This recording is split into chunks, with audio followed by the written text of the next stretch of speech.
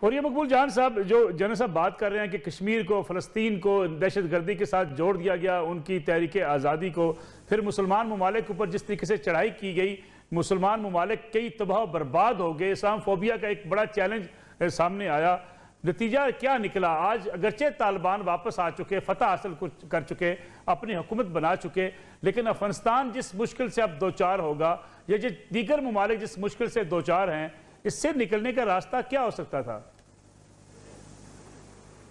دیکھیں، پہلی بات تو یہ ہے کہ افغانستان تو شاید کسی مشکل میں گرفتار ہو نہ ہو، آپ اپنی خیر منائیں جو صورتحال بن رہی ہے، اور جو شاید ہم سمجھ رہے ہیں، ہم افغانستان کو مشرقوں کا رخ آپ کی طرف پلٹ چکا ہوا ہے، اور جو شخص یہ نہیں جانتے وہ کبھی کبھی میرے سامنے یہ پڑی ہوئی ہے پینٹاگون کی اسٹریٹجی، انڈو پیسفک اسٹریٹجی جو انہوں نے بلٹ اپ کی ہوئی ہے، آپ کے ارد گرد ایک بہت بڑا 4 ملکوں کا کویٹ جو ہے وہ بن چکا ہوا ہے، اور اس کے اندر سب سے مین بیٹل گراؤنڈ جو ہے وہ آپ کا ملک بننے والا ہے۔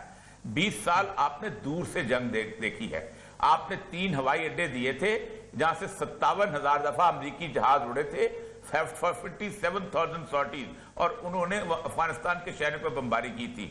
آپ نے اس افغان سیکورٹی کونسل فورسز کو اور اس گورنمنٹ کو تسلیم کیا تھا جس کے اندر 66 امریکن کیمپ، یہ ڈوزیئر ہے جو شاہ محمود قریشی صاحب نے یونائٹڈ نیشنز کو دیا تھا، 66 کیمپ تھے جن سے آپ کے ملک میں دہشت گردی ہوتی تھی اور امریکہ کی سپرویژن میں ہوتی تھی، اور آپ ہر سال امریکہ سے کولیشن سپورٹ فنڈ کی بھیک مانگتے تھے، جو امریکہ اپنی سپرویژن میں 66 کیمپ چلاتا تھا افغانستان میں بیٹھ کے، اور جو حکومت بیٹھتی تھی آپ اس کو تسلیم کر دیا، آپ نے نہیں، پوری دنیا نے تسلیم کیا، اس کو بھی چلو مان لیتے ہیں۔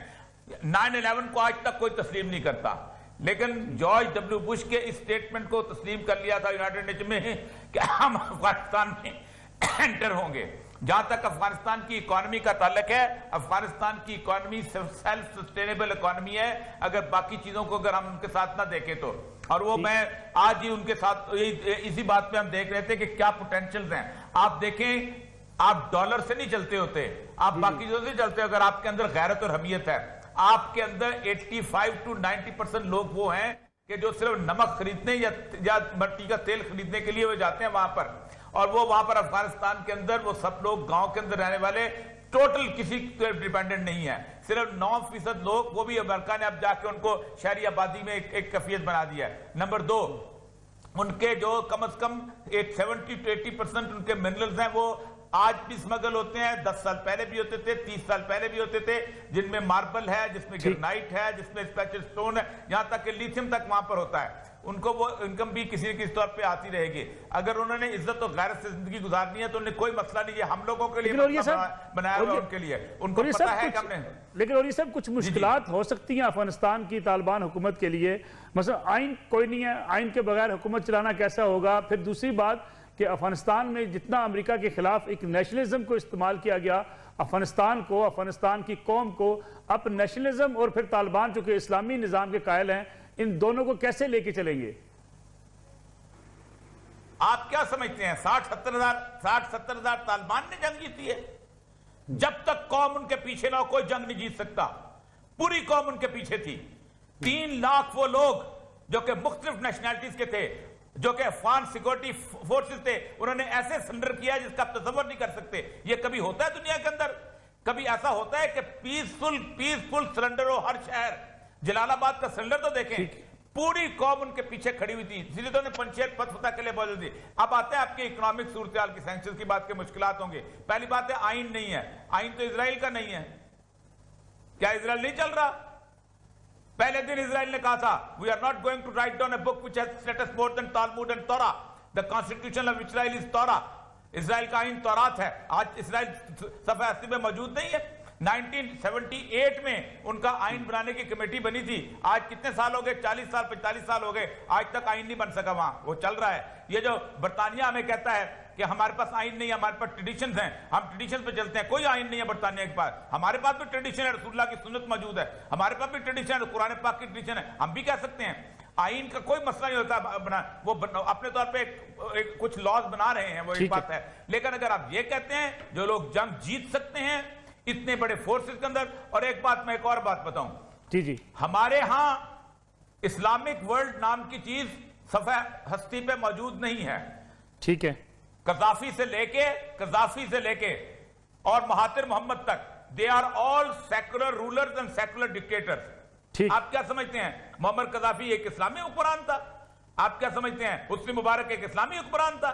آپ کیا سمجھتے ہیں بشار الاسد ایک اسلامی حکمران ہے؟ آپ کیا سمجھتے ہیں جو صدام حسین تھا اسلامی؟ they are all similar secular dictators. ان کی حکومتیں گئی ہیں، ان کی مرضی کی نہیں تھی، انہوں نے اڑا کے اور یہ صاحب اور کمنٹ چاہوں گا کہ جو بات کی جاتی ہے پاکستان خاص طور پہ ڈیویڈ لائن کے حوالے سے، ملا عمر صاحب سے بھی جب پوچھا گیا تھا کہ کیا تسلیم کرے گی افغانستان کی طالبان حکومت، تب بھی کوئی جواب نہیں ملا تھا. اس بار کیا طالبان سے ہم یہ توقع کر سکتے ہیں کہ وہ پاکستان کے موقف کو ڈیویڈ لائن کو تسلیم کر لیں گے؟ یہ بالکل غلط بیان ہے کہ ملا عمر نے کبھی بھی ڈیویڈ لائن کے اوپر کوئی سٹیٹمنٹ دیا ہے. نہ پاکستان گورنمنٹ نے کبھی اپروچ کیا اور نہ کوئی ایسا سٹیٹمنٹ آیا. پاکستان گورنمنٹ نے ایک دفعہ اپروچ کیا تھا کہ ہم ڈیویڈ لائن پر برجیاں لگانا چاہتے ہیں کیونکہ یہ ہمارے لیے بڑی مقدس ہے. میں چاگی میں تھا اور چاگی میں 450 کلومیٹر لمبی ڈیویڈ لائن ہے. میں نے اپنے سامنے پہلی دفعہ 70 سال میں سروے آف پاکستان کو بلا کے برجیاں لگائی تھیں. یہ اس کی رسپیکٹ پہلی دفعہ بحال ہوئی تھی ملا عمر کے زمانے میں. ایک تو یہ بات طے کر لیجئے. اور دوسری بات یہ ہے کہ اگر وہاں سے انڈیا بھاگا ہے تو یہ ان کا کمال ہے، انہوں نے وہاں سے آپ کے لیے بھگا دیا ہے، بہت بڑی بات ہے. میں جس خطرے کی طرف نشاندہی کر رہا ہوں بہت سخت ہے. 2,70,000 فوج جو ہے امریکہ کی وہ انڈو سپیسفک ریجن کے اندر ڈیڈیکیٹ کر دی گئی ہے باقاعدہ پینٹاگون کی. ایک 3 ان کے بحری بیڑے اس وقت پینٹاگون کے وہاں موجود ہیں کنٹینمنٹ آف چائنا کے حساب سے. اس وقت 2,000 کے قریب جہاز ان کے وہاں موجود ہیں.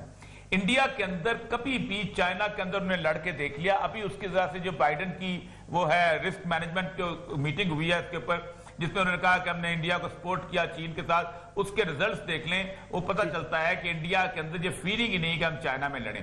انڈیا کو جیسے لودھی صاحب نے کہا انڈیا کو وہ پاکستان کے ساتھ لڑنے کے لیے بھیجیں گے. اور ایک اور بات یاد رکھیں، پاکستان کے اندر کسی بھی وقت ایک فنڈامنٹلسٹ قسم کی موومنٹ جو ہے اس کو بلڈ کیا جائے گا اور یہ خطرہ دنیا میں پیدا کیا جائے گا کہ پاکستان کا نیوکلیئر ہتھیار جو ہے اس fundamental T T P type movement آئے گی، اس کے ہاتھ میں ہتھیار آ جائیں گے. پاکستان کو بچاؤ ہتھیاروں کو فنڈامنٹلسٹ کے ہاتھوں میں جانے میں. ایک یہ آئے گا. اور کوئی ایک بڑا واقعہ 9/11 کی طرح کا اگر دنیا میں کسی جگہ سٹیج ہو جاتا ہے تو پھر وہ جو بات انڈیا کو پھر، کیونکہ انڈیا میں انڈین عوام جو ہے ان کو انہوں نے تیار کر رکھا ہے لڑنے کے لیے. پاکستانی عوام بھی تیار ہے لیکن انڈیا کو بھی انہوں نے مودی تیار. وہ ایک لڑائی جو ہے وہ کسی نہ کسی وقت جو ہے، وہ ابھی یہ رپورٹ پڑھ رہا تھا یونائٹڈ اسٹیٹ اسٹڈی سینٹر کی، یہ سڈنی نے موازنہ کیا ہے. اس نے امریکہ کی اور چائنا کی فورسز کا موازنہ کیا ہے. یہ 150 صفحے کی رپورٹ ہے. اس نے کہا امریکہ اتنی دور سے آ کے چین کے ساتھ نہیں لڑ سکتا، لیکن ایک ہی راستہ ہے کہ انڈیا اور پاکستان کی لڑائی شروع کر دی جائے تو سی پیک ختم ہو جاتا ہے، چائنا کی گردن جو ہے وہ مڑوڑی جائے گی. اور ایک ہی راستہ ہے. اس لیے خطرات بہت ہیں. بہت کوشش قدم رکھنا بجائے اس کے کہ ہم افغانستان کو کہیں کہ ہم یہ کرو وہ کرو. ہمیں خود چاہیے کہ ہم کیا کرنا